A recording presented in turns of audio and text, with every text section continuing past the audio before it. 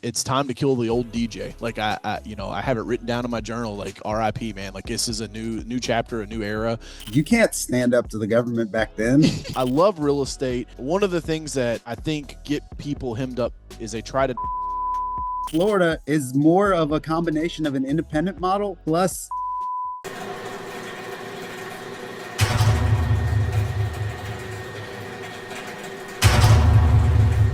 Hey guys, what's up? It's Coach Carroll, and boy, do I have a treat for you today. Welcome to another episode of the Sales Factory. I'm excited to welcome Kory Rkyman, an entrepreneurial powerhouse, community leader, and all-state agency owner based in Georgia.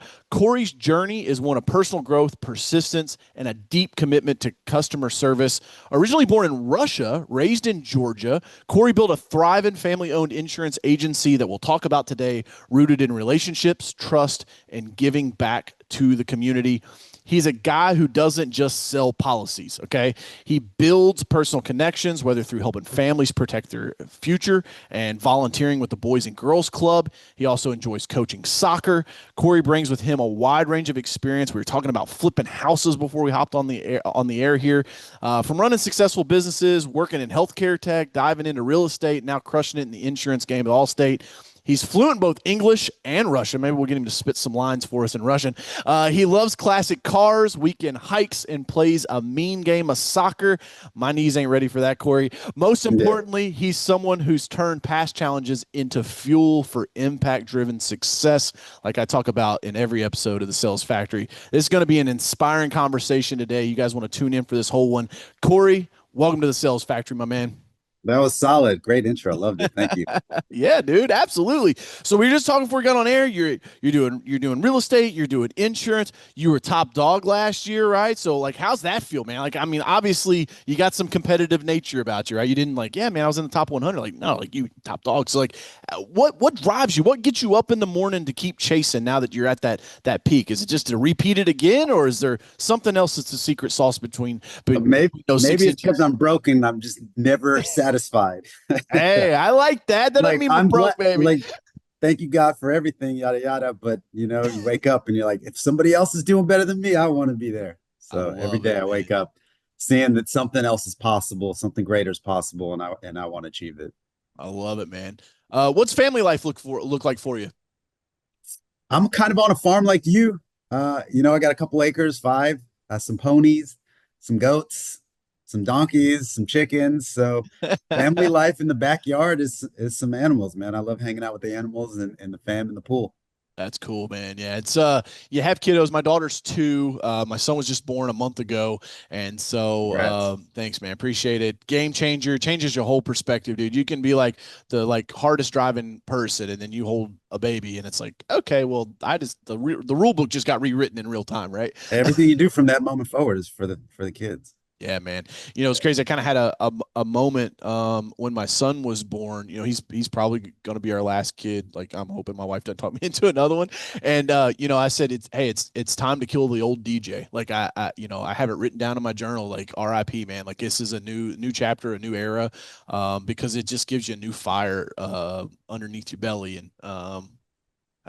And I'm happy that we waited as long as we did, because I'll be 37. I just turned 37 in June, and so like we're more established. It's not like, do we have to buy diapers or no diapers, right, or food? So that's cool, but man, just the power behind having a kid is pretty amazing. So you were born in Russia, man. Talk to us about that, and when did you move to the States, and give us a little background story on that, dude. Yeah, so I am 41. Going on 42 here in a month. Immigrated to the U.S. in 1989 when I was 6. So my parents did all the hard lifting there. Then basically Russia was communism for their entire adulthood and childhood and all that stuff, and they wanted out. And back in the day, you just couldn't leave Russia. So they got on a list for 8 years. They waited and waited and waited to get their turn. To be let out of the country, and they ran for the fences. The only thing they let you take is one suitcase per person, and it was like $400 in cash.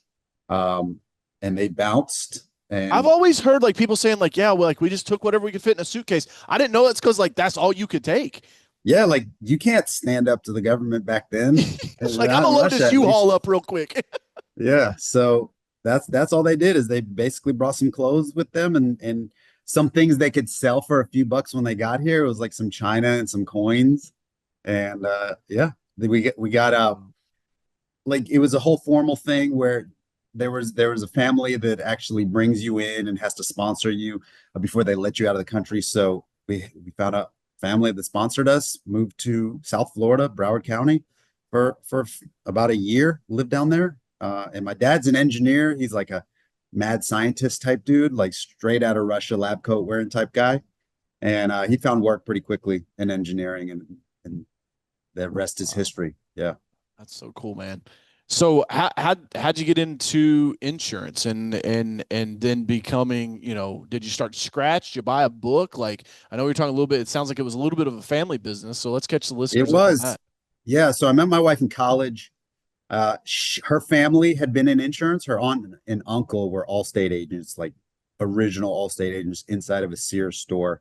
So I'd been around it. And for the longest time, I fought insurance. I was like, it's just not sexy enough. I don't want to do it. So I graduated college and did my own thing in corporate America, doing sales and just avoiding insurance. And she instantly got into Allstate basically. And she started doing all right. And I was working my way up in corporate, started managing a sales team and making pretty good profit. And like my path was one day being a CEO of some company, whatever. And but I slowed down and I looked at her comp plan and I looked at what I was doing in sales and marketing in corporate America. And I'm like, if I just take my effort and my skills over here into a private sector, like where it's a business is just it's our own business, like the comp plan was better. And I didn't have to report to 3,000 guys up the chain. It was just me and my decisions. And I basically just ripped the band-aid off at that point and went head Wow. first. Yeah. So then how do you get to where you're at now? What's your team look like, size wise? How many people you got working Yep. inside the So agency now? we're a $48 million agency, and I've Y'all got see that? He wore that with pride. Little it's 48 low, not big enough, 48 man. There's M's. there's guys that 175 that I know that's the next stop. But 48's top, I don't know, five or six in the country. Um, but we've got 31 employees.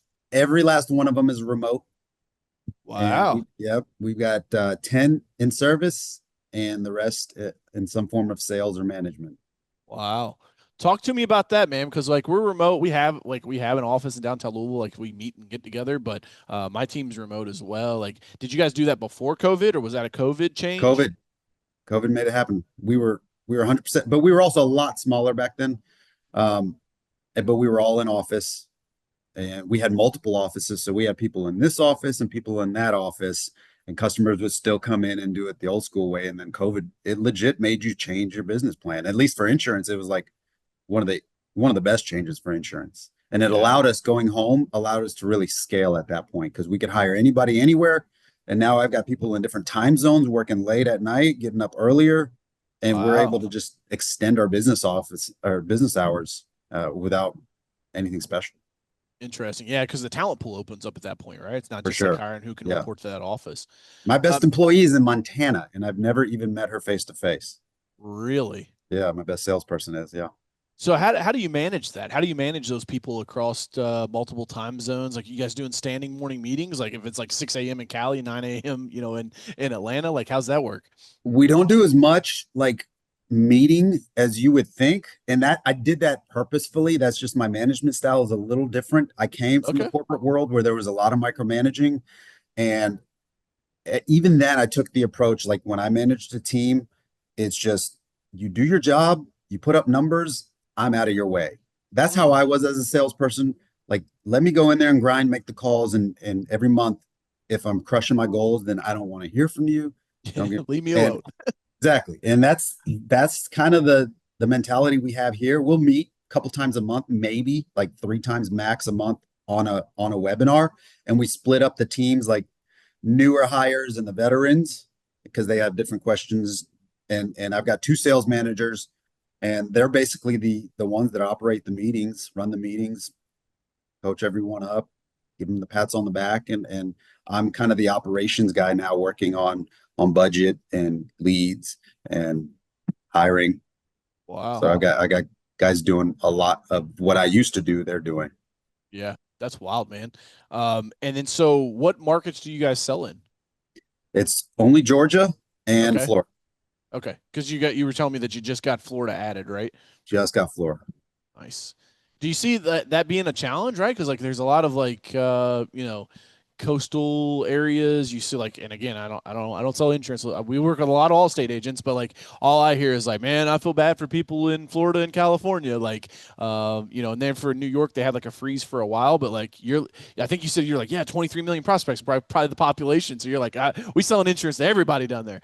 Yeah, like I do hear that all the time. People are like, why the hell did you pick Florida?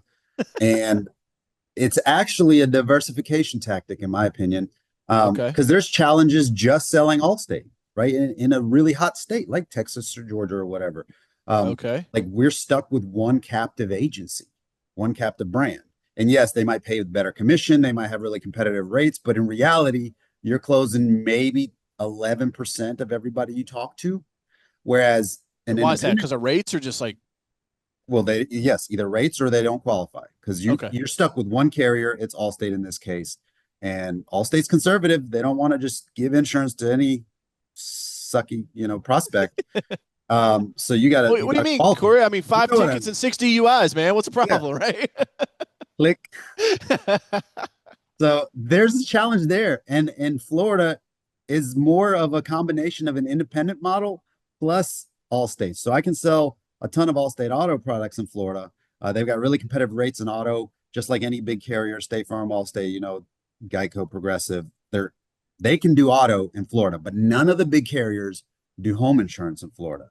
So it's like we all have pretty much an independent agency contract. I've got like 20 different home insurance carriers that I can now sell a home product to. Wow. And the independent book is separate from Allstate. I don't have all the same guidelines that Allstate has. If Allstate wants to shut down Florida auto, doesn't affect my home book.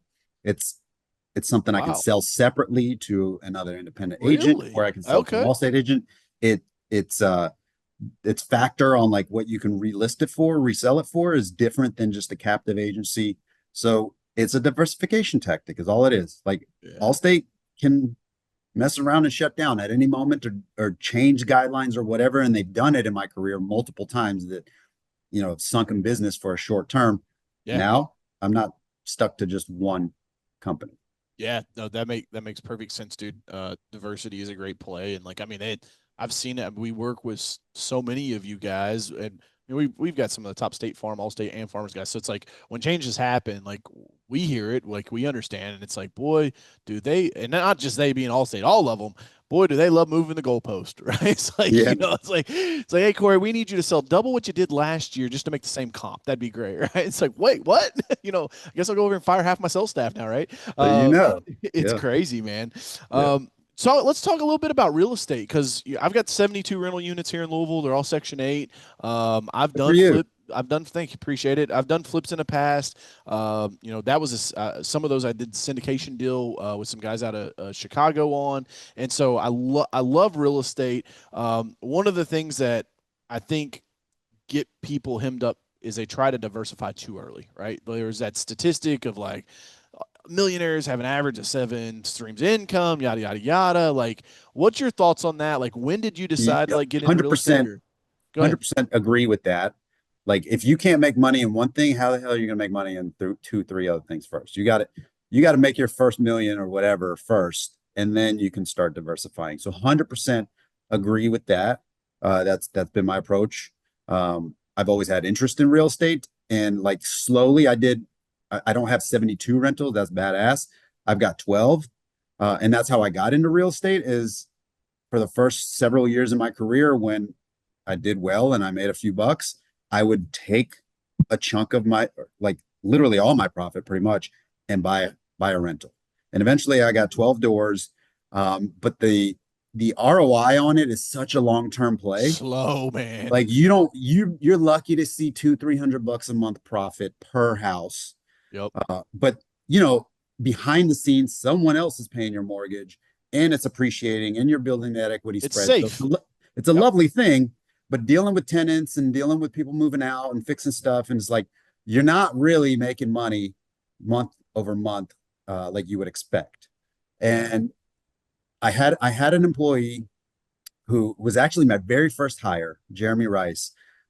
He was still in college when I hired him. I hired him to knock on doors of realtors and mortgage officers and try to build a referral business. And then when he graduated college, he actually got licensed and came to work for me as a salesperson full time. And he worked as a full time salesperson for 3 years. And he'd always loved real estate. We talked about my rentals and this and that. And he actually quit one day to go to work for like a We Buy Ugly Houses type Yep.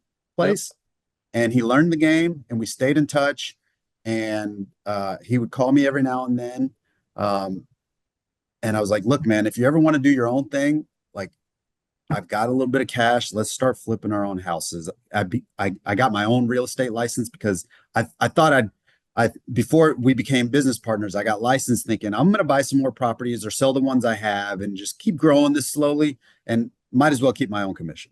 Might as well keep 3%. Yeah, exactly. So I got licensed for that reason. And then it just worked out that he hit me up one day. He's like, look, man, I made great money. I think he made 250 in his first full year there. He's like, but I worked like literally 80, 90 hours a week. I drove to every corner of the state. Wow. So in reality, he's making like minimum wage for his time. Yeah. Uh, so he's like, I'm ready to do it. And so we just crunched some numbers, figured out what we can invest, and just hit the ground running. So he's my acquisitions guy. Nice. He finds the properties, negotiates them down.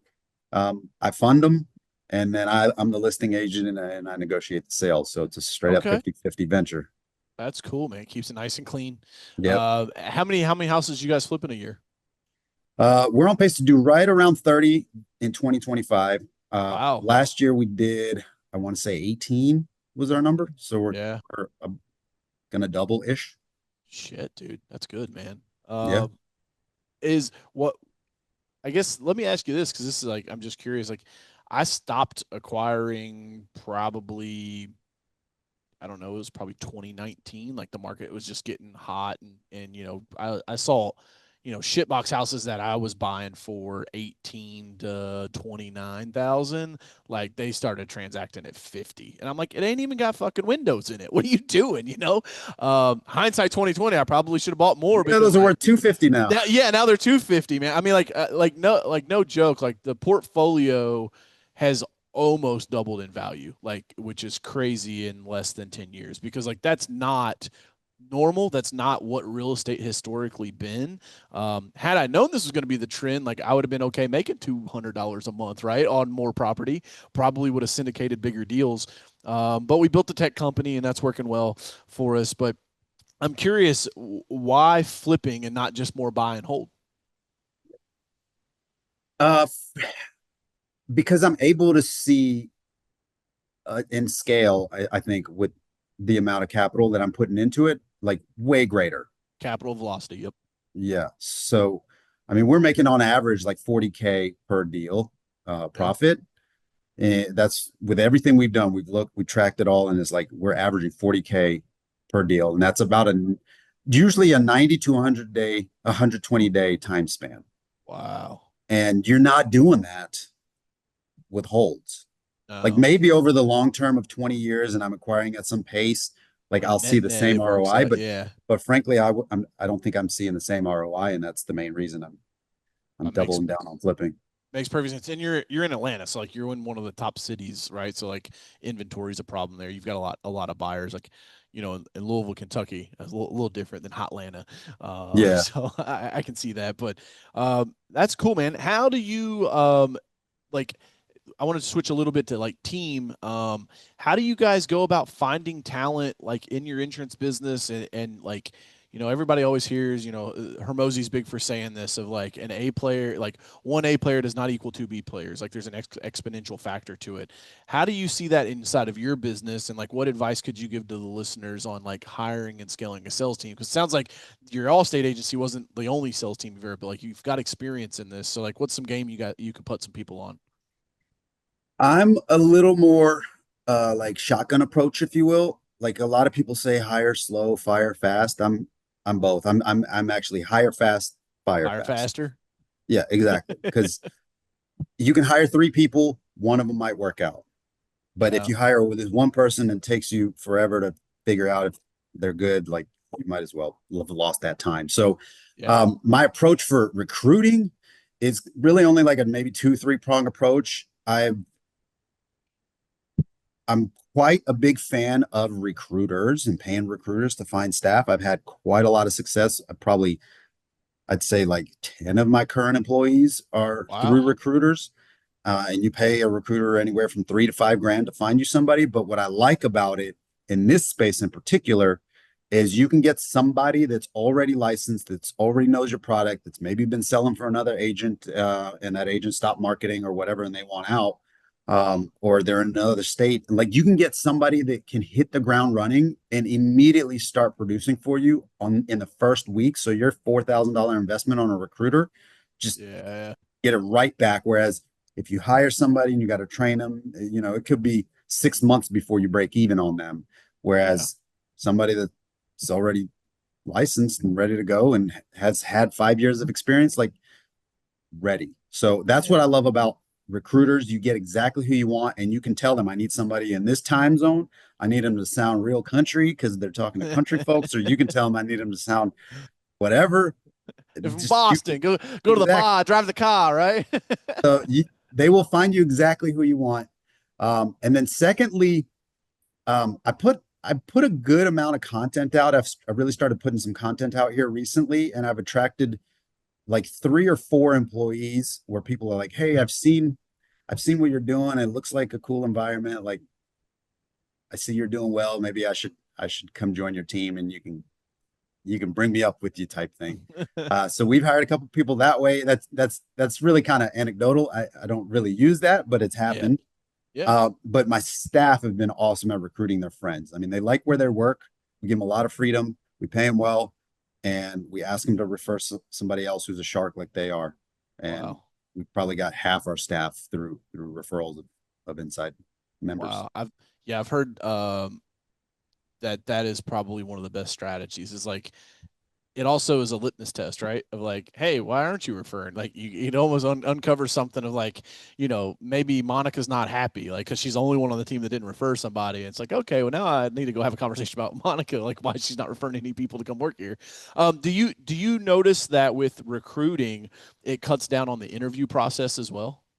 So like, are you buying some of your time back with that $3,000 to $5,000 because it's kind of like a one Oh time, yeah. like, let's Oh have a yeah. one call, cool, let's vibe, we know what we're gonna Oh do, yeah. versus like intro, follow up, department head, final, like it's Oh a yeah. speed thing too, right? Yeah, I mean, some recruiters take their sweet time, but they swear they'll find you the right person that first time, and they do. It could be 2 months before you get. So, like one recruiter I love to use, they sometimes won't get you a candidate for like a solid 4 or 5 weeks, but they're doing all the first round interviews. They're doing all the marketing to get the resumes and reviewing the resumes and filtering all that stuff. And because they've had like such a serious conversation of what I want, they don't bring me a prospect until like they've been vetted 2 or 3 times by that recruiter first. So Yeah. absolutely they do a lot of that for you. And by the time you're talking to them, like within a minute or two, if you're hiring because 90% of the vetting has already been done. Yeah. You want to give anybody a shout out that you're using? No, they don't pay me enough for that. I love it. No, Y'all I'm better hit up kidding. I'm Kory for kidding. the affiliate deal. I'm kidding. Greenway Growth. I use Greenway Growth. Troy Greenway's my boy. Nice. Um, so Troy send checks. You know where to send the checks. There you go. Mailbox money. I like it, man. And then What? and then there's Stephanie Riggins. She's another Allstate agent as well. She's Okay. found me a few people. Nice, very cool. Let's change gears a little bit, man. How do you manage the risk, like with all like the changing environment, the extreme weather, inflation, reinsurance, all these like things that like it seems like it's way more volatile now. Now whether you like it's the ice cap, poor polar bears, or like you're just like, no, this shit's just crazy, right? Or you're like, China's controlling the weather. Who knows? You're somewhere on that spectrum. Like how are you guys managing that? Or is that just something like, hey man, that's part of being an agent. I don't have to worry about that. Corporate takes care of it. Yeah, it's mostly the second part. Corporate takes care of the top level management of catastrophes and what they got to pay out in claims and that sort of thing.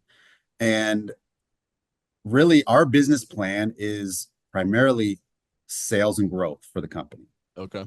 Like we do as best as we can to retain customers and provide excellent service and help them through a claim and all that stuff, but it's not ultimately our local responsibility to manage like the catastrophes. But it is our responsibility to keep them happy and keep them recurring with us.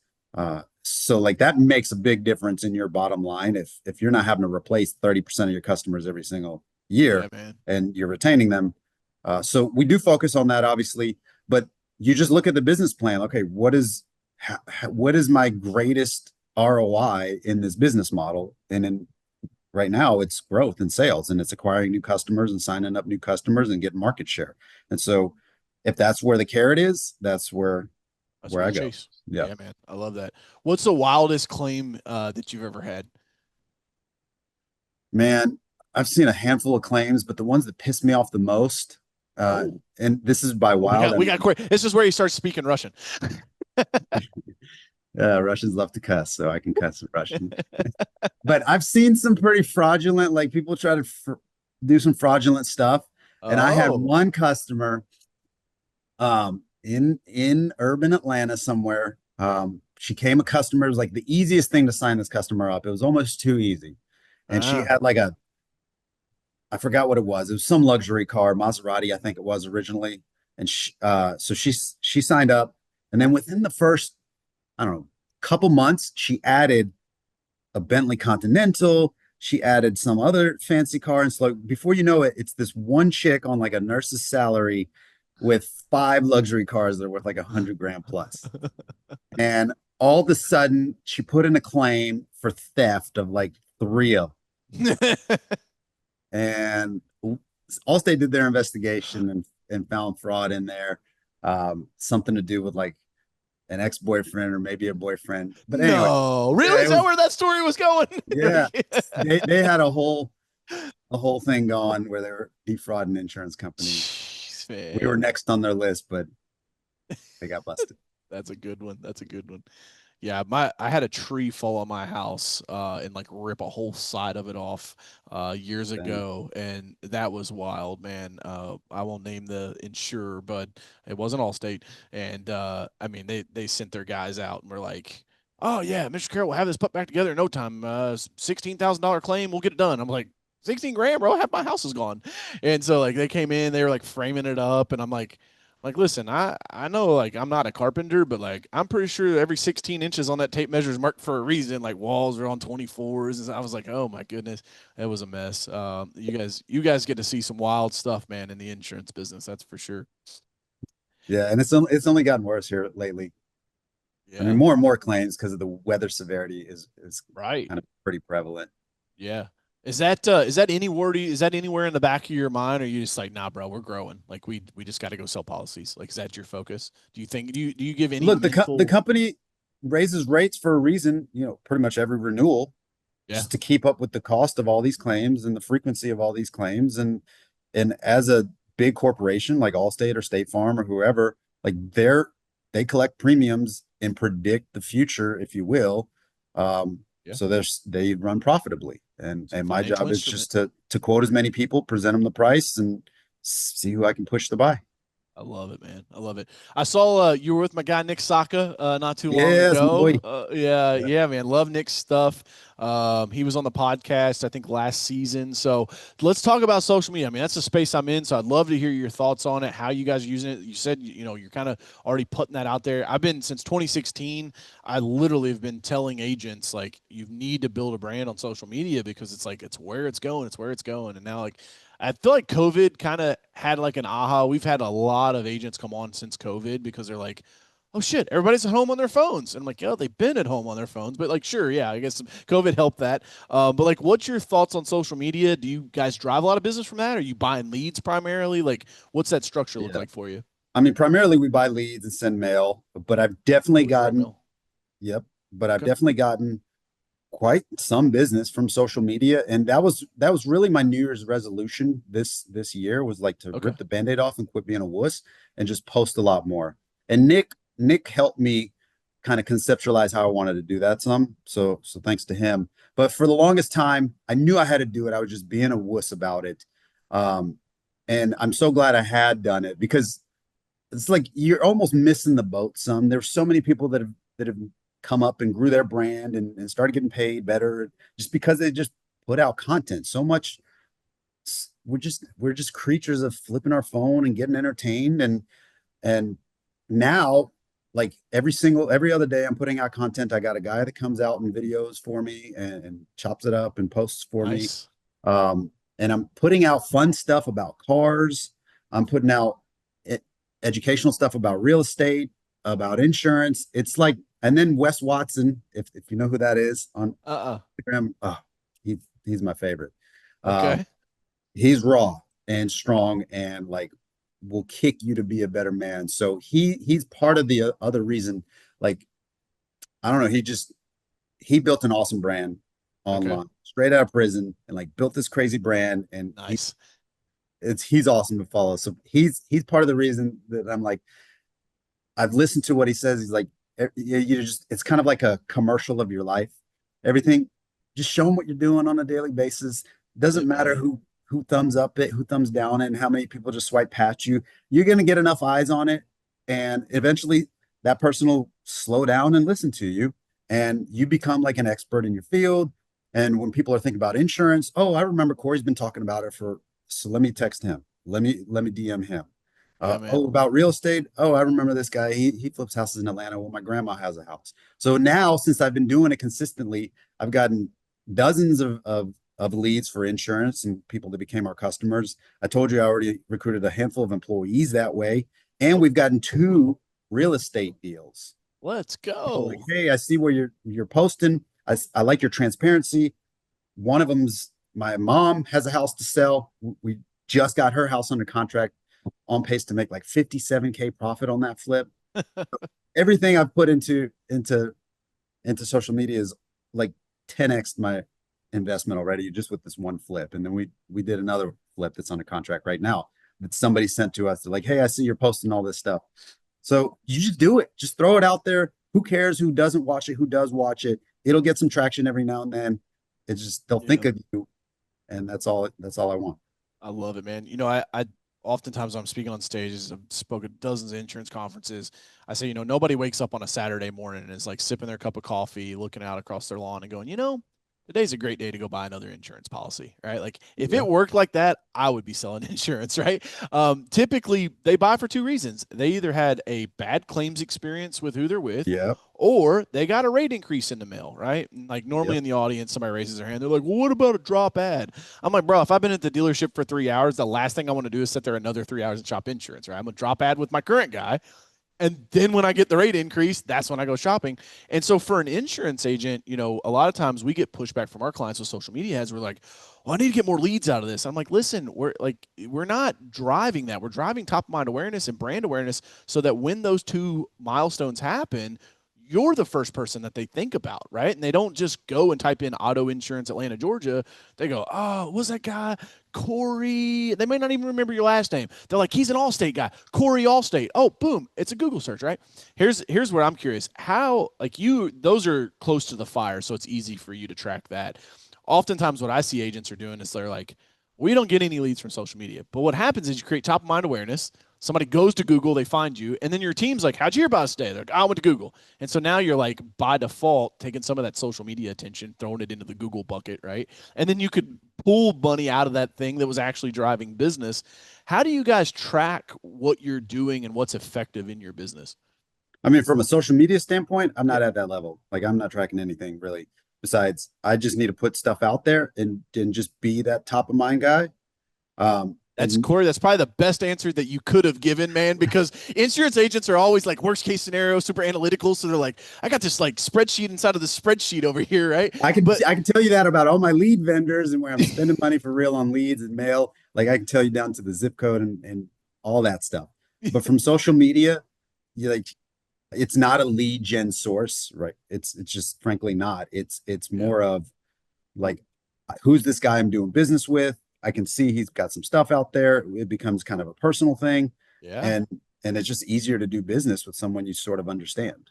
I love that, man. I love that. Nick and I have talked about that like in depth. You know, he's like, yeah, I write 500,000 in premium a year off of it. Like I can point to it, but at the same time, I always make the analogy like if you're gonna play social media, even if you're a small business, right, and you're like you're not, you're in the same game as Mountain Dew when they buy a Super Bowl ad. And what Mountain Dew doesn't do is on Monday morning after the Super Bowl, they don't all get around the boardroom, spark up cigarettes, twist their mustaches, and say, "How many bottles did we sell last night?" Right? Like it doesn't work like that. It's a long-term play, and it's like you won't really be able to calculate, especially because you're mixing. I love what you're doing, dude. The cars are clickbait, dude. Like those are gonna crush.